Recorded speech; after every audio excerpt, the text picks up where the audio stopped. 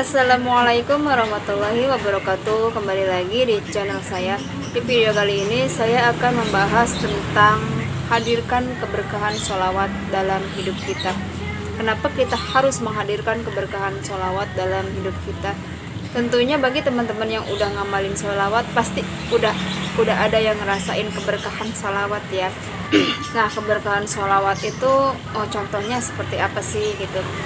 Jadi keberkahan sholawat itu contohnya kayak sehari-hari kita itu kayak hidupnya makin kesini makin jauh lebih tenang, kayak nggak mikirin masalah dunia lagi. Terus yang kedua juga keperluan ekonomi atau kebutuhan ekonomi kita sedikit-sedikit mulai terpenuhi. Terus hajat-hajat kita juga kayak udah mulai OTW gitu ya. Mungkin bagi teman-teman semua ada yang udah ngerasain keajaibannya, dan mungkin juga ada yang belum ngerasain keajaibannya. Bagi teman-teman yang belum ngerasain keajaiban sholawat, coba teman-teman lepasin aja keinginan teman-teman, sama ikhlasin keinginan teman-teman. Nah, lepasinnya sama siapa? Tentunya lepasinnya sama Allah. Kita serahkan semua keinginan kita sama Allah, semua hajat-hajat kita sama Allah, kita serahkan. Kita udah melakukan yang terbaik, kita udah ngamalin sholawat, tinggal kita nunggu hasil dari Allah, tinggal kita nunggu hasilnya gitu ya. Tinggal kita nunggu keberkahan sholawat. Sebenarnya keberkahan sholawat itu bagi kita yang udah ngamalin sholawat gitu ya, sadar nggak sadar itu udah hadir dalam hidup kita. Nah, contohnya keberkahan sholawat itu seperti apa? Sebelumnya udah saya jelasin ya gitu. Kalau misalkan kalian udah ngamalin sholawat tapi kayak enggak ngedapetin keberkahannya, enggak ngerasain keberkahan sholawat, coba tanyakan sama hati sendiri, apakah sholawat yang kita amalin itu ikhlas? Apakah sholawat yang sering kita amalin itu karena Allah gitu? Mungkin sholawat yang kita amalin atau sholawat yang kita baca tiap hari itu terbesit di hati kita kayak ih, kapan ya keinginan saya ini tercapai.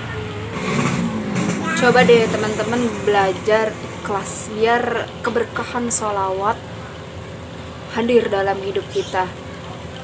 Dimana kita ikhlas, dimana kita udah pasrah sama Allah, pasti keberkahan sholawat itu menghampiri kita.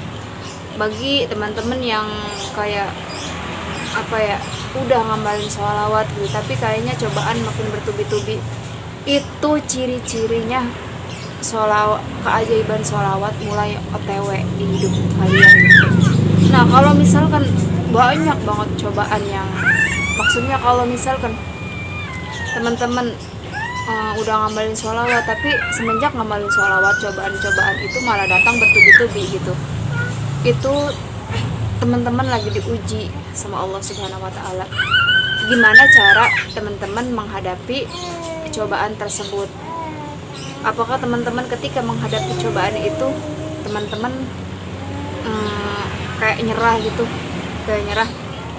udahlah nggak mau ngamalin sholawat lagi? Semakin saya ngamalin sholawat malah semakin cobaan itu banyak, malah cobaan itu datang bertubi-tubi. Tapi ketika kita nggak ngamalin sholawat, malah cobaan itu nggak ada gitu.